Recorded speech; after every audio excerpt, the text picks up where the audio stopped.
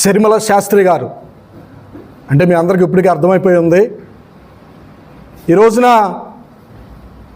ఆమె మాట్లాడిన మాటలు, ఆ మాట్లాడిన వ్యాఖ్యల్ని మేము ఖండిస్తున్నాం. వైఎస్ఆర్సీపీ రాష్ట్ర మైనార్టీ నాయకులుగా, association of integrated Christian council వ్యవస్థాపక అధ్యక్షుడిగా జాన్ బెన్నీ లింగం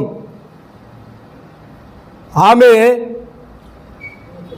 తన భర్త అనిల్ కుమార్ ఇద్దరు కలిసి ఆంధ్ర రాష్ట్రంలోని క్రైస్తవులు మోసం చేసి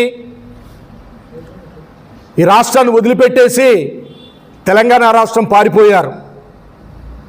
ఏదోనే పార్టీ పెట్టానని చెప్పి తెలంగాణ రాష్ట్రంలో కొన్ని రోజులు తెలంగాణ రాష్ట్రంలో ఉంది. అక్కడ కొంతమంది క్రైస్తవులను, దళితులను వెనకాల వేసుకుని తిరిగి వారందరూ కూడా మళ్ళా నడి సముద్రంలో ముంచి ఆంధ్ర రాష్ట్రానికి వచ్చిన పరిస్థితి మనకు కనబడుతుంది.